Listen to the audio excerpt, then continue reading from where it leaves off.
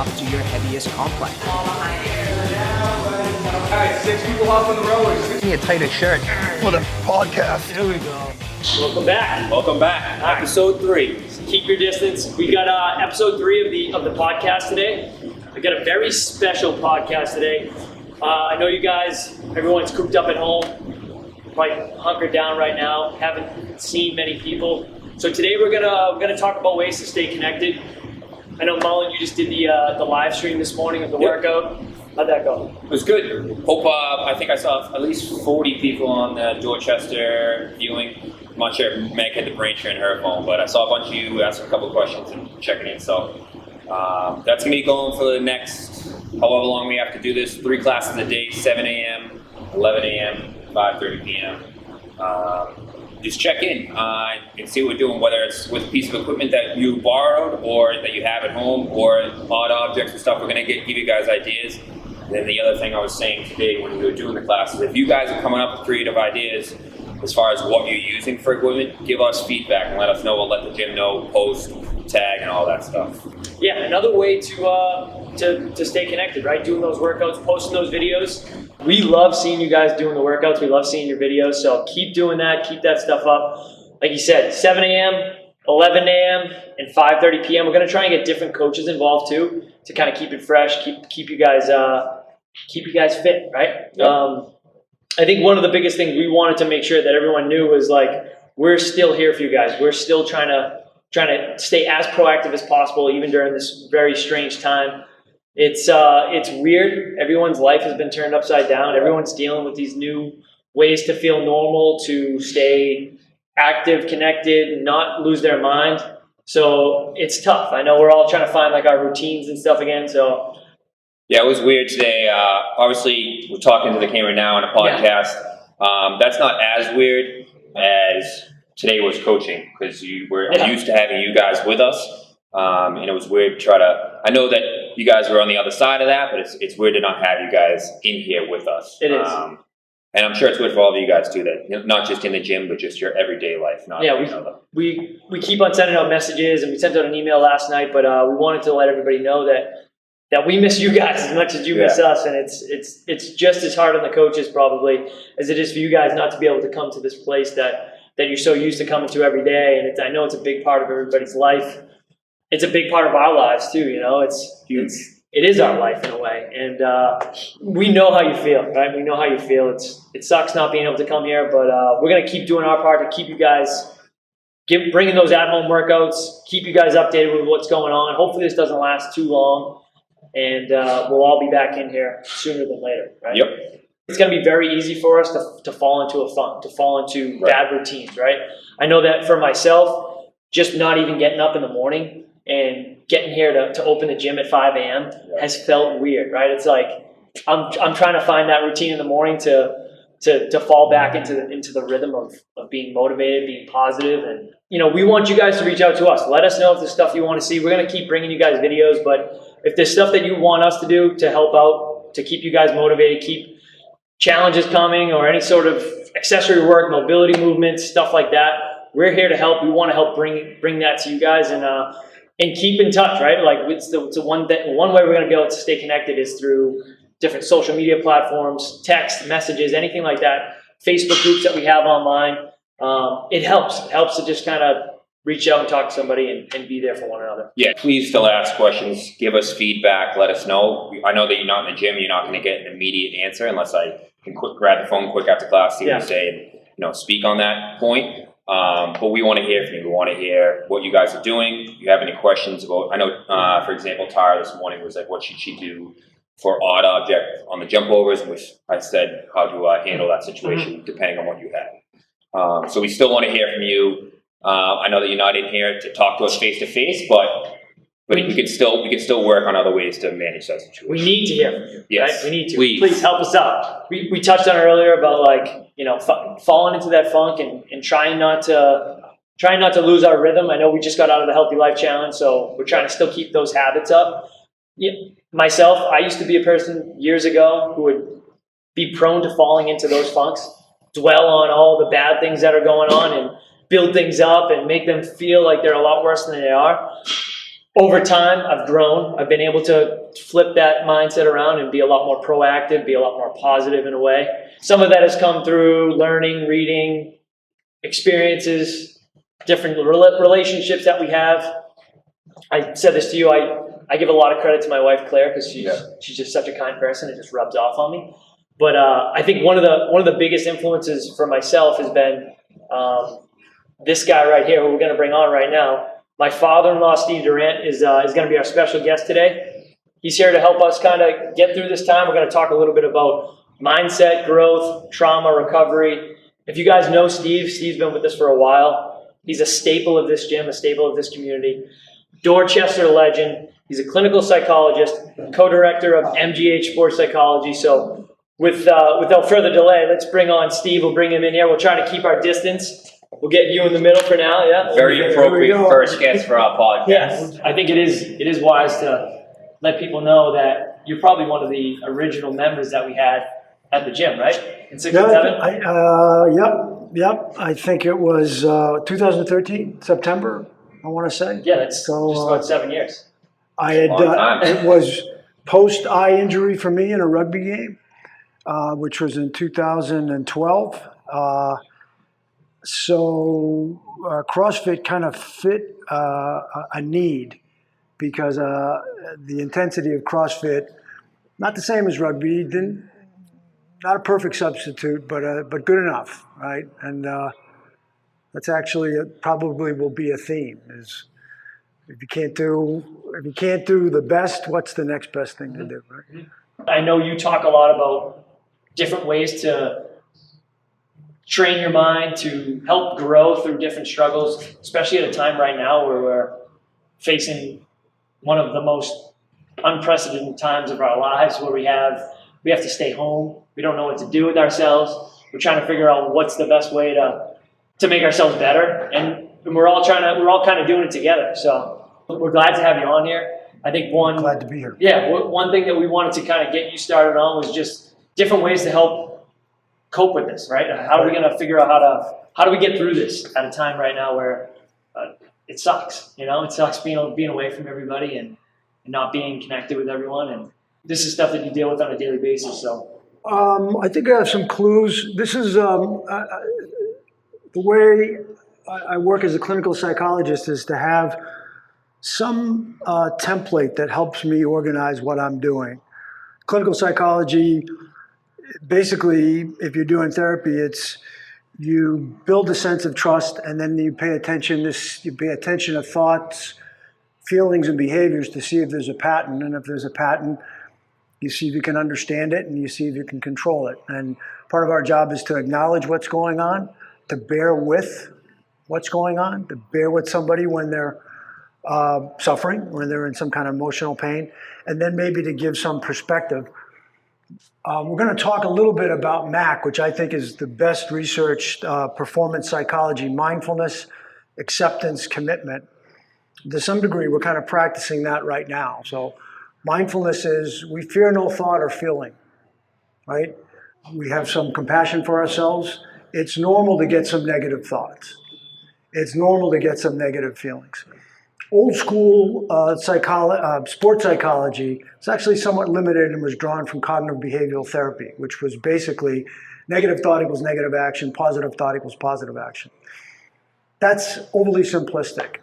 And Gardner and Moore, who came up with the MAC approach, say when it comes to performance, it doesn't matter what you think, and it doesn't matter what you feel, it matters what you do.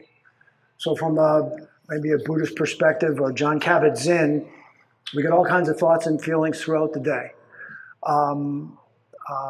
The key is to accept them and then to focus and commit to the next best act, right? All right, all that stuff is true, but now what do I do?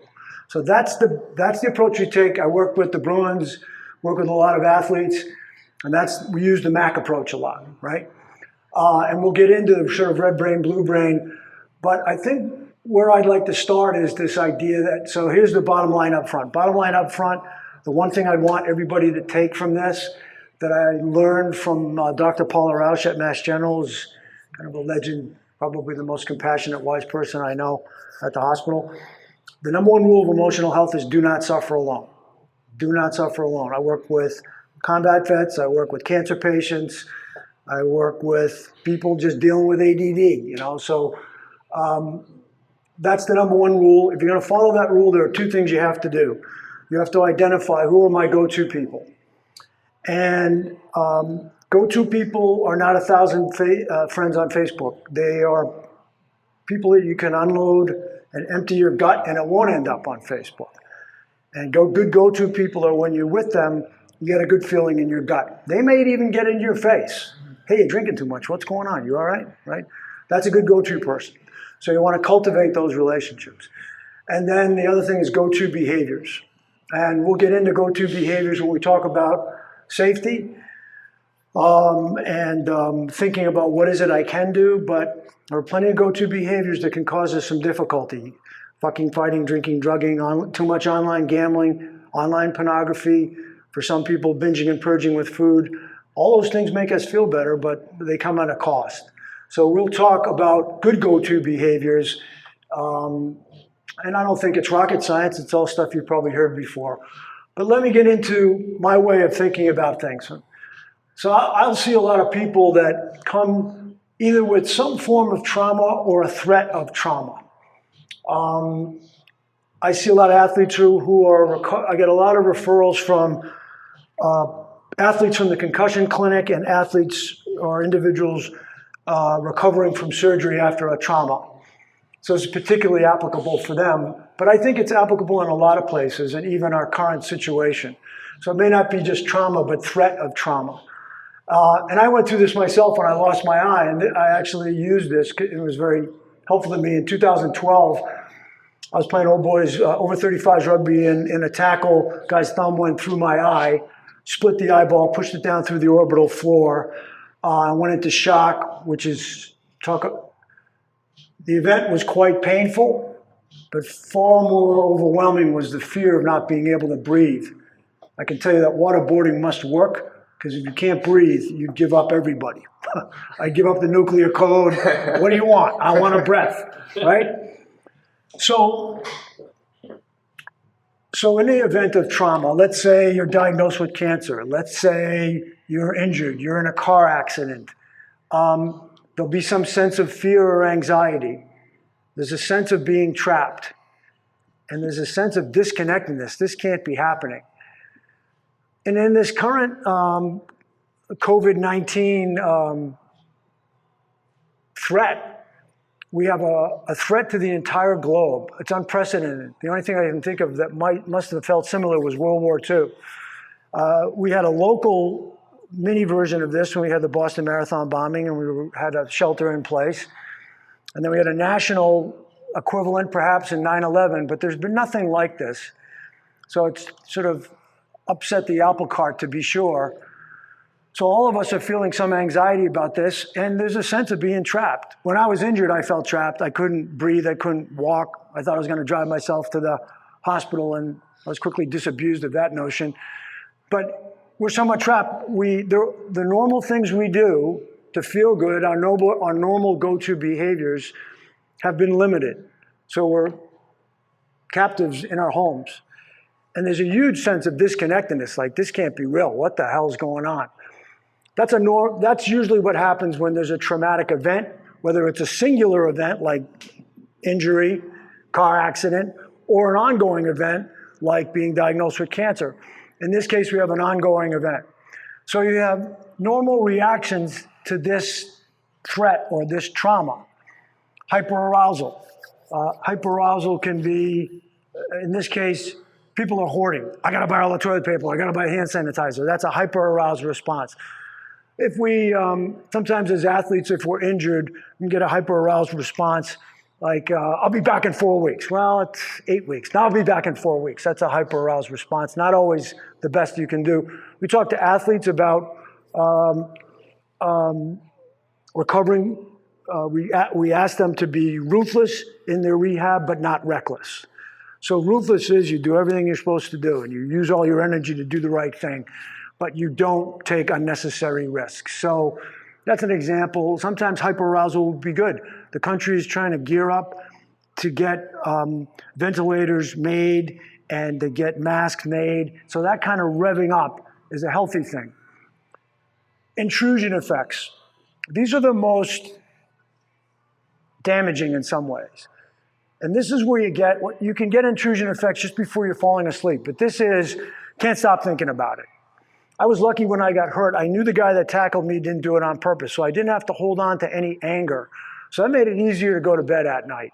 So intrusion effects screw with our fundamentals, our diet, our connectedness to others, our sleep. Sleep is crucial. If you only had one question to ask somebody to assess their emotional well-being, you'd ask them, how are you sleeping? If you're sleeping well, chances are you're doing reasonably well.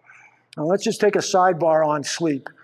A few tips for good sleep. You want to try to go to bed the same time every night. You want to go to bed, you want to sleep in a room that's as dark as possible. You want to wear really light clothing, so it's the covers that heat you up as opposed to overheating. And you're looking for factors of 90-minute sleep cycles. So 4 hours, so 6.5, 6 hours, 7.5, 9. Those are all cycles that probably are associated with the best sleep. And you don't want to do a lot of high-def screen stuff in the hour before you go to bed. You don't want to exercise too late. You don't want to eat or drink too late. If our brain is pumping out all this extra energy, we're not sleeping as well. And just parenthetically, good sleep and good meditation protects and builds our immune system. We'll talk about that again. You can kind of get what we can talk about as the fuck-its, right? Like emotional withdrawal. Like I can't do the normal things I want to do, screw it, right? I don't want to talk to anybody. So when I got hurt, I cocooned, which means that I knew I didn't have a lot of energy to explain what happened to me and to take in a lot of visitors. That's not necessarily emotional withdrawal. That's kind of cocooning to heal. This is, you get the F-its and you don't want to do anything. Like it's kind of a form of depression in reaction to the trauma. All right, so what do? Well, this is where, so how do you get safe? We may only be able to get a sense of relative safety. I tell this story that when I got hurt, I had a really young surgeon at Mass Eye and Ear. He looked like he was about 25 years old, and then I was going, uh-oh, I'm in trouble. But the guy was brilliant, and he said to me, you know you're in bad shape, right? I said, yeah, I told my son I lost my eye. He goes, never say never, but I don't recognize anything in your eye. I'm going to sew it up anyway. But I'm going to tell you something. You're going to be able to do 95% of what you're doing right now. Don't worry. That guy was a genius, and he made me feel safer. So in the midst of the trauma, I felt safer. So that's what we're looking for. We're not going to get 100% safety from quite some time, but we're looking to be safer. We have to count on our leaders to make the right decisions, like Dr. Fauci, et cetera, and there's obviously some political contention about that. But so we're looking for safety. So what can we do to feel safer that allows us to readjust and reconnect? I think this idea of connectedness is the most underrated aspect of mental toughness and resilience. Generally speaking, people talk about the 4 C's: confidence, commitment, challenge, and control. So confidence speaks for itself. Commitment gets into that idea from Duckworth about passion and perseverance. I'm in. Commitment, control is that you don't worry about what you can't control. You're mindful of it, but you can control those variables that you can control. I think this is just as important. Connectedness in body, mind, and spirit, and connectedness to loved ones. The nature of what we're going through now, however, puts a strain, puts a strain on connectedness. And this leads us back to that idea of go-to behaviors. So these are some of the things you can do to feel safer and to stay connected and to adjust to the present threat. Prayer or meditation. We know that gratitude-based prayer meditation changes your brain in 8 weeks. There's ample evidence for this. Dr. Amisha Jha, who was at Harvard. When we talk to athletes, this gets into the MAC stuff: mindfulness, acceptance, commitment, And with athletes, we talk about red brain, and not just athletes, and blue brain. It's a quick way to help our mindfulness, right? So in sport, I work with some combat vets. So combat vets particularly, here's the threat. This is a life or death mission, and there could be casualties and death. So that activates our subcortex, fight or flight, right? Elite athletes, elite soldiers have a highly developed cortex, blue brain, as it were. Mastery, so your PhD is up here, your Delta, your Marine Recon, any high-level mastery, it's up here, okay? So I used to work with some clergy abuse victims. And if you've suffered a lot of trauma in your life, then you've got you'll have a lot going on here. And people that have PTSD, this kind of takes over. So you hear the car backfire and you hit the deck. You know, clergy abuse, I can't walk by that church. And that's because the trauma from this overtakes us.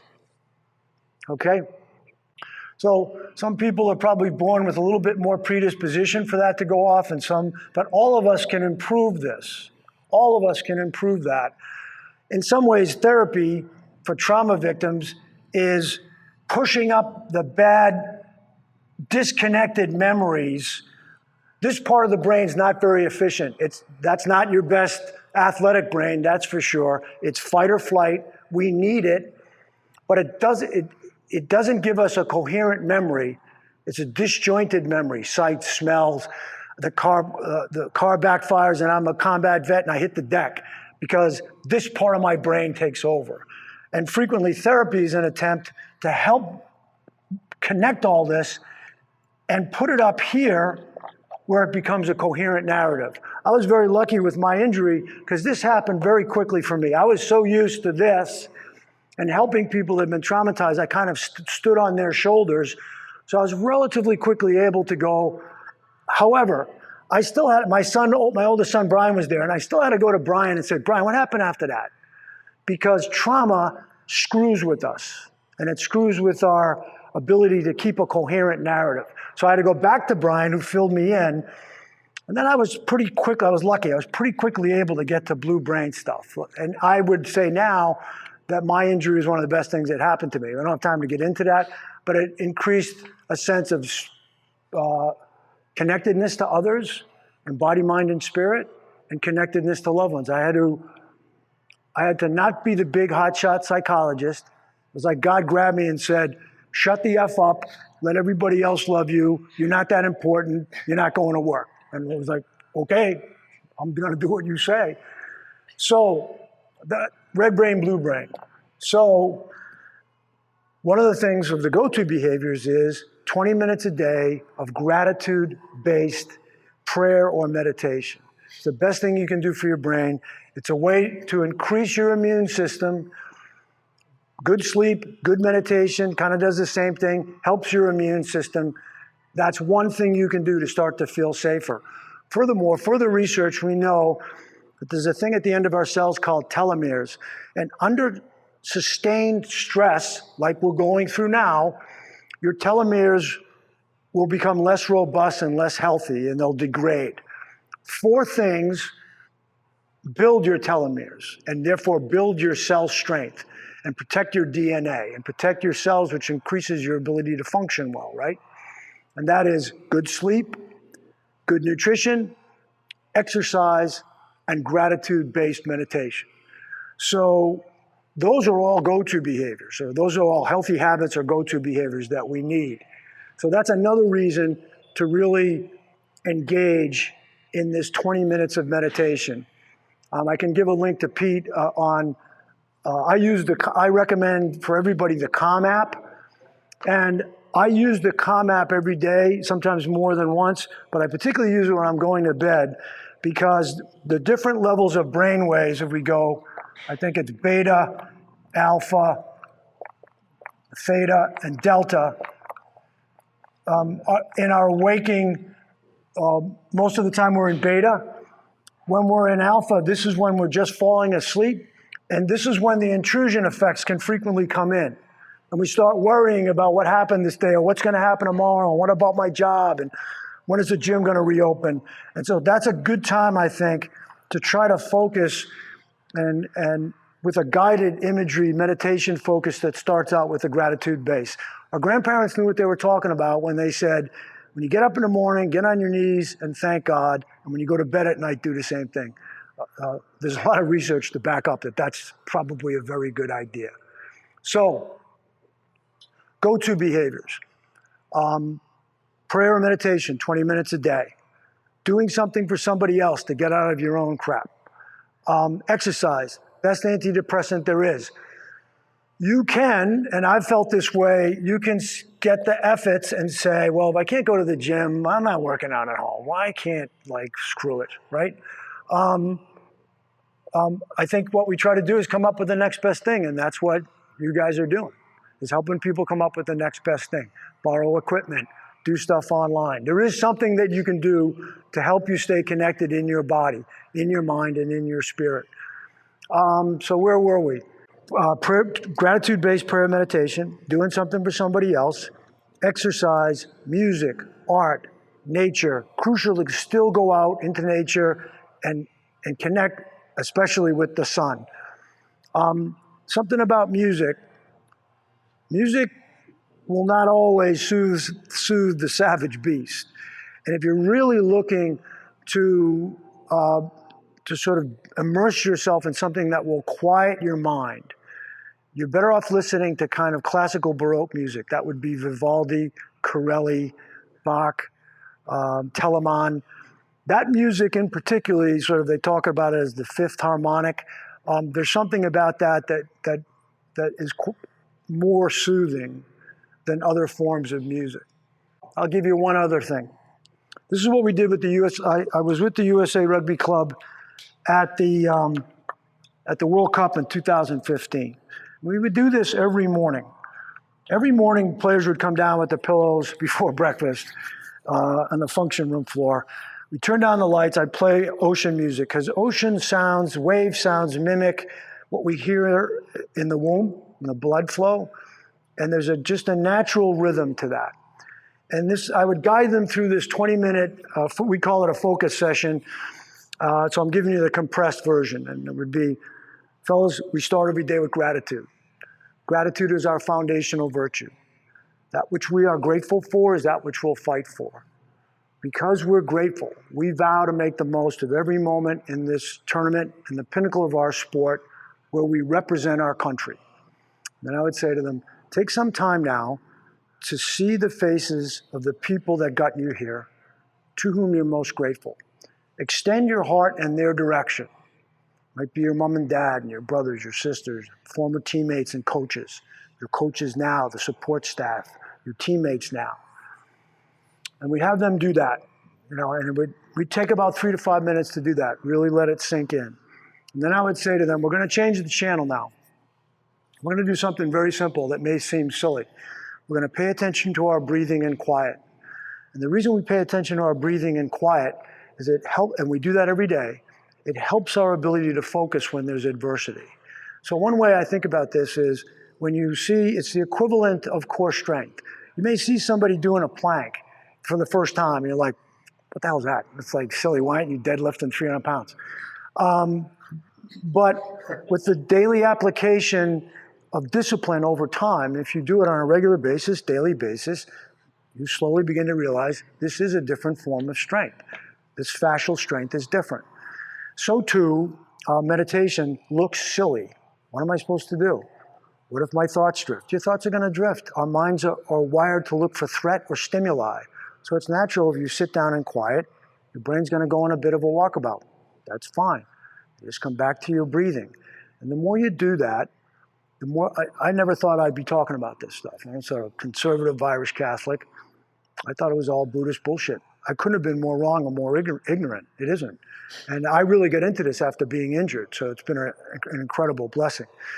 So we pay attention.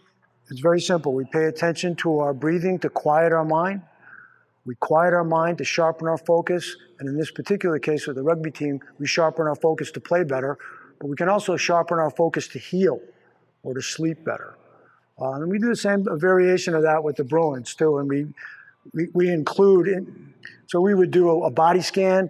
The old church fathers believe that when we breathe in what the Holy Spirit breathes out, whether you're a believer or not, the idea that we need oxygen.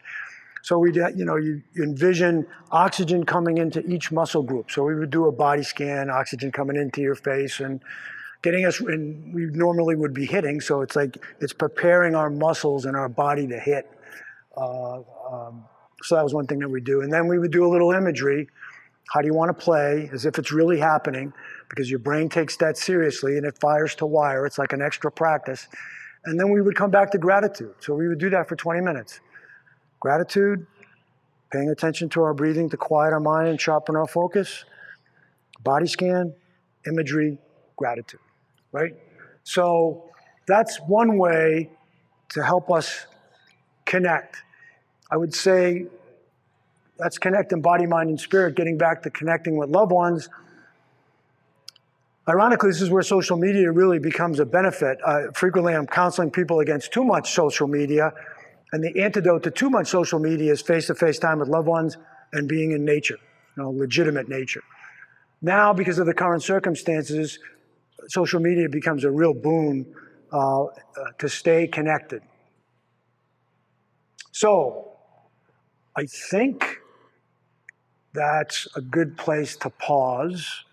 I think me and Pete talked about the first episode or the second episode about getting up and we love what we do. Mm-hmm. It's not like we're not like Disney characters who wake up on like a bed of flowers and like music starts in the morning, right? It's not that it's. I've hit the snooze button before. I've done it, but I've done the same thing as Pete. Like I've had places where I've gotten to a funk that just to try to tell yourself to get up. I do enjoy getting to the gym, so this place has helped me immensely as far as who I am today compared to who I was like 10 years ago, like you said. So there is those thoughts. It's not like everyone's has. Some people might have it worse off. Some people might have it better off. We don't wake up on like I said, a bed of flowers. Everyone has their own type of. So that's a great point. And actually, I was headed in that direction and you galvanized my thought. So the beauty of that approach of mindfulness, acceptance, commitment is you don't always have to be positive. We don't want you to stay stuck and make a snow angel in red brain, right? But it is impractical and certainly not even compassionate to say, oh, you always got to be positive. Yeah. That's ridiculous. Like human beings, we're not built that way to always be positive. So sort of like if we're working with elite athletes, we talk a lot about what's your pregame ritual, what's your in-game reset when things go sideways, what do you do? And what's your post-game recovery ritual too, right? So that idea that you always have to be positive can really be counterproductive. And I've seen that with elite athletes who start to beat themselves up because they're feeling like crap about something. It's like, so we can say, look, if you want to break your stick after giving up a goal, go ahead. Like, it's fine to be angry. You're a human being. You're going to get angry. You're going to get sad. You're going to get frightened. Anger, fear, and sadness are the same iceberg. In our culture, guys are more allowed to be angry, even if the issue is really sadness or concern or anxiety. And women aren't as allowed to be angry publicly because they'll get called a bitch if they're angry publicly. But they can show the anxiety and the sadness, right? But it's all there. And anytime we get anything that whacks us, so that's just the human condition. Who does best? We do best like, yep. I'll give you a great example at sports specific. I think Patrice Bergeron is the best I've ever seen at being able to reset, right? And that series against Toronto, when they were playing against Kessel, right, in 2013, is a great example of being able to reset, right? They're down 4-1, they get a goal. Okay, you get hyper-arousal. No, take a breath. I have to win this face-off. What do I commit to? I commit to the next act. So with athletes, We're always getting them, preoccupation with the past or the future is the enemy of excellence in the present. Everything's about, can I commit to this moment right now? Yes, we have to plan for the future, prudent planning, but what can you do right now? So the idea that there exist people that are always happy, that always do the right thing, that are always positive, like, that's bullshit. That's bullshit. Everybody, I put it from a Christian perspective. From a Christian perspective, there is no Easter without Good Friday. Easter without Good Friday is a hollow chocolate Easter bunny. We all take a beating. And Friday without Easter is hell. You take a beating for nothing, right? So that goes back to that thing we talked about it's a Jordan Peterson thing, but we all have to face death. And the big existential challenge is, okay, what am I here for? And the best answer is, I love that person, I love these people, and I love doing this. So I'm going to push my chips in and I'll play. Even though at the end, everybody has to leave the table, right? But I'm in, deal me in, right? So I think athletes and coaches love the max stuff because you don't have to be positive all the time. It gives you room for just be aware of it, accept it. You can be pissed, you can hate the ref, you can hate the coach, you can hate yourself, just don't stay there. Find your way to reset as quickly as possible. So there are some guys that, if they're on a shift, it's a bad shift in hockey, take a drink, spit out the bad, rip off a piece of tape from their stick as a symbolic, okay, next. So we talk a lot with the team, with individuals, what's your reset button? Furthermore, when it comes to the commitment piece, MAC, mindfulness, acceptance, commitment, we talk about, in addition to committing to the next act, what are the 3 adjectives that you want on your sports obituary? So as a former Bruin, good defenseman, his thing was simple, steady, strong. As a husband, as a father, as a defenseman. Keep it simple, be steady, be strong. That was brilliant. And that fit into his reset. So sometimes guys will I always like to ask, what are you about? What do you want people to say about you? What is your 3 adjective code that will allow you to reset and get back into the action as quickly as possible? Despite the fact that I'm not that happy, it was bad, and the big challenge is losing game 7, right? And the level of connectedness because of the leadership in that group and the generosity that they bring everybody talks about how tight the Bruins are. And it's because they have guys, they just have great leaders, and the young guys pay attention to the leaders. And they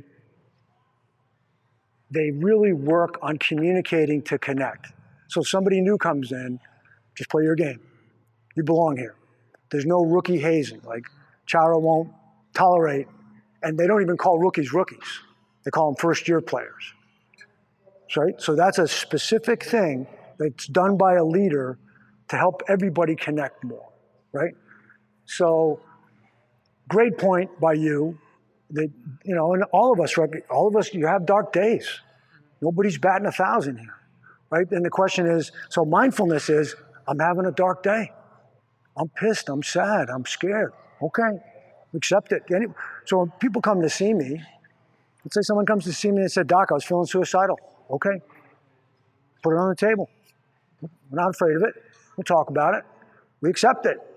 Now what are we going to do about it, right? So I really like this, and I've adopted this more and more, and this is really since I lost my eye.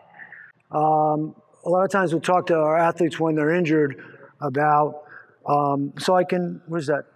I'll give you an example of, a quick example of some of what I said to the Bruins in text. Maximize your go-to people and go-to behaviors, don't isolate. If you know teammates are stuck and can't get to loved ones, reach out and connect.